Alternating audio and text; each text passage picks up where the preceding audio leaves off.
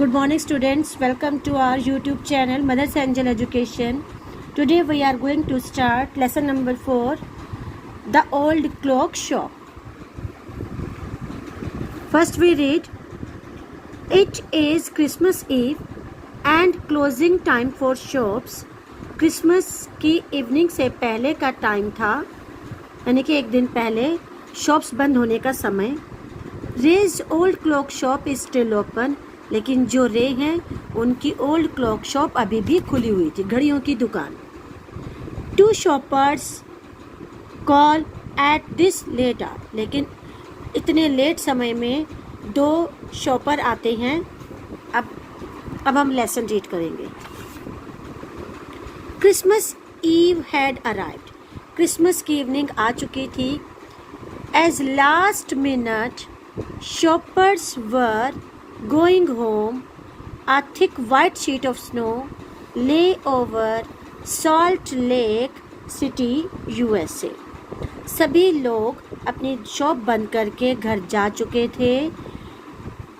और ये जिस जगह की हम बात कर रहे हैं वो USA की बात कर रहे हैं कि सभी शॉप्स पे जैसे एक स्नो, क्योंकि सर्दियों का टाइम होता है, बिल्कुल एक थिक शीट स्नो की जो है थिक लेयर वो जमी हुई थी. Yet the lights were still burning in the old clock shop, लेकिन उस शॉप की, पुरानी शॉप की लाइट अभी भी ऑन थी. एज रे द ओल्ड डेफ ऑनर, वो डेफ मतलब कि बहरे थे. मिस्टर रे जो उस शॉप के मालिक थे वो बहरे थे. Worked on a clock he had sold that day, लेकिन वो अभी भी काम कर रहे थे.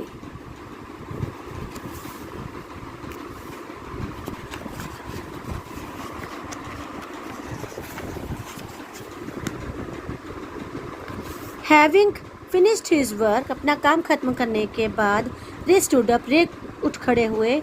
And was on his way to the back room when a cold rush of air from the front door hit the back of his neck.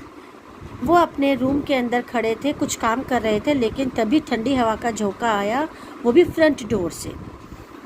He turned to meet a last minute shopper. वो ये देखने के लिए मुड़े कि लेकिन shop बंद करने के समय कौन से शॉपर आए हैं, यानी कि कौन लोग आए हैं. But his old wise eyes told him that this was not a shopper. लेकिन उसकी जो आंखें थी, क्योंकि वो ओल्ड थे तो बुद्धिमान भी थे, कि ये जो दो आए हैं इस समय वो शॉपर नहीं हैं. शॉपर मतलब कि कुछ खरीदने के लिए नहीं आए. He saw two men, उसने देखे दो आदमी थे. One in his 20s, एक की उम्र 20 के करीब थी. The other closer to 50, और जो दूसरा था वो 50 years का था. The younger man remained at the door. जो 20 years का मैन था वो दरवाजे पे खड़ा रहा. The older man approached the counter with no sign of friendliness in his eyes. जो older man था वो काउंटर पर आया, उसकी आंखों में फ्रेंडलीनेस यानी कि दोस्ताना मित्रता के कोई भाव नहीं थे. Ray was able to hide his growing fear as he slowly pushed a notepad and a pencil across the counter.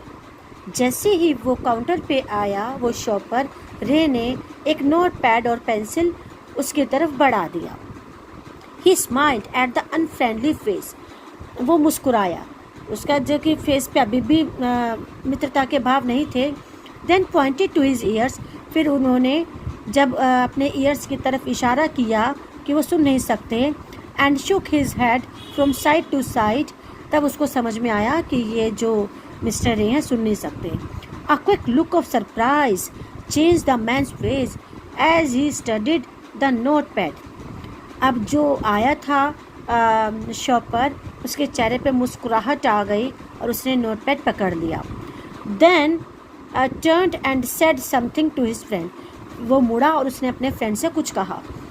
Ray used the chance to look closely at the man. अब रे को चांस मिल गया कि वो बड़े ध्यान से उसको देख सके. Paying attention to the shape of a gun and a restless hand in the man's right coat pocket. उसने देखा वो जो मैन था उसके कोट की पॉकेट में गन थी. Anger boiled within him.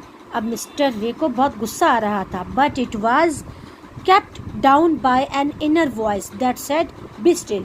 लेकिन उन्होंने अपने आप को ठंडा रखा. उनके अंदर से आवाज़ आई कि शांत रहो.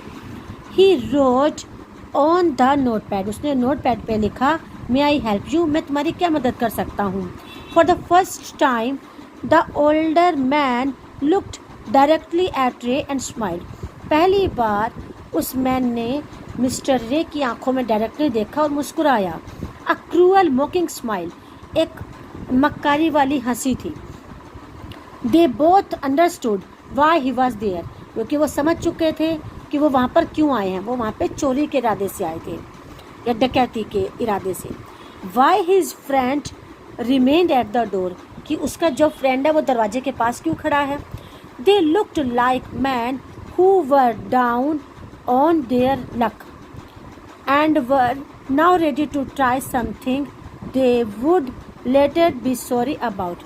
अब वो हो सकता है मिस्टर रे को लगा कि हो सकता है ये दुर्भाग्य भाई गरीब उसको पैसों की ज़रूरत हो इसलिए मेरी शॉप पे आया है. The clocks ticked on. सारी जो घड़ियां हैं बजने लगी. रे कामली रोट अनदर मैसेज. रे ने एक और मैसेज लिखा. Have you come to pick up a clock or watch. क्या आप यहाँ कोई क्लॉक और वॉच खरीदने आए हैं.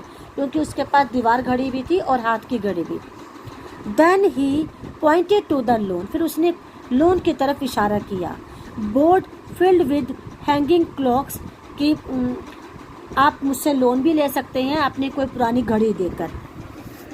एंड पॉकेट वॉचेस कुछ भी चाहे वो पॉकेट की वॉचेस हों या anything else.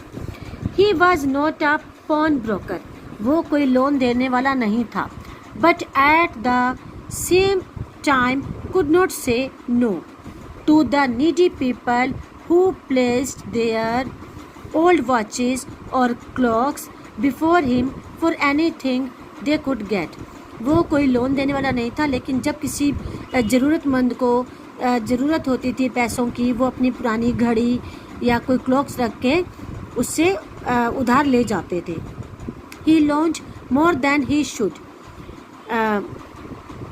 They would be there when the owners wanted them back. फिर जब वो वापस आते वो लोन चुका जाते और वो अपना सामान ले जाते. At the same price he had paid with no interest. और वो उसी प्राइस पे पैसे लेता था कोई इंटरेस्ट नहीं लेता था. Then the older man seemed to feel a little easier. अब वो जो मैन आया था वो थोड़ा सा कुछ ईजियर फील करने लगा. Took out his hand from his pocket. उसने अपना हैंड पॉकेट में डाला and quickly looked at the watch on his wrist. फिर उसने अपने हाथ की अपने कलाई पर बंधी घड़ी की तरफ देखा. How much will you give me for this? आप मुझे इसका क्या दोगे. The man wrote. मैन ने लिखा. Ray noticed a little shame in the grey eyes looking at him. अब रे को थोड़ा सा वो भी हो रहा था कि वो बेकार सी घड़ी थी. The watch was nothing special. वो कोई स्पेशल वॉच भी नहीं थी. And yet had great powers. लेकिन वो कुछ कर नहीं सकता था. It was something to exchange. क्या तुम इसके बदले में मुझे कुछ दे सकते हो. A way out of bad situation, knowing that great need had brought the man to his shop in the first place. रे ने सोचा कि उसके बहुत ज़रूरत होगी तभी तो वो मेरी शॉप में आया है. रे आस्क्ड. रे ने पूछा. How much do you need for it. आपको कितने पैसों की ज़रूरत है. The reply came back on the notepad. Notepad के ऊपर उसने रिप्लाई लिख दिया. Whatever it is worth. इसकी क्या कीमत है. Ray reached into his cash box. Ray अपने कैश बॉक्स की तरफ गया. Pulled out a $50 note and passed it into the man's hand. उसने $50 का नोट निकाला और मैन के हैंड पे रख दिया. $50 निकाले. As they shook hands Ray looked into the man's eyes. उसके हाथ कांप रहे थे और वो सीधा मैन की आंखों में देख रहा था। दे सीम टू से थैंक यू, उस मैन ने बोला धन्यवाद। They both new the watch was not worth that much, वो दोनों ही जानते थे कि उस वॉच की कीमत इतनी नहीं है। बिफोर टर्निंग टू लीव, मुड़ने से पहले द मैन रोट, उस मैन ने लिखा, I will be back to pick it up as soon as I can, मैं इस अपनी वॉच को जल्दी ही ले जाऊंगा और आपको पैसे वापस कर दूंगा। Merry Christmas. The little story ended on the half hour with the clocks striking all together, ये जो छोटी सी स्टोरी थी वो आधे घंटे में ख़त्म हो गई। The timepieces which had been looking on silently all the while, इस बीच में सारे जो टाइम पीस थे एक दूसरे को शांति से देख रहे थे। रैंग आउट, वो बज उठे। The time with such feeling that even Ray thought he could hear them, कि रे भी सुन सकता था। Their sweet musical message was filled with hope, उनका जो म्यूजिकल मैसेज था वो एक आशा से भरा था। The timeless message of peace on earth, वो टाइमलेस मैसेज क्या था कि धरती पर शांति रहे। गुडविल टुवर्ड्स ऑल, चारों तरफ अच्छाई बनी रहे। Was felt by the three man who stood in the old clock shop, वो तीनों आदमी जो उस ओल्ड क्लॉक शॉप में खड़े थे, यानी कि अगर मिस्टर रे डर जाते या कुछ शोर मचा, कुछ उसको पैसे नहीं देते, वो उसको लूट लेता। तो शांति से वो सब काम हो गया। उसने अपनी पुरानी घड़ी उनके पास रखी और मिस्टर रे ने $50 दे दिए।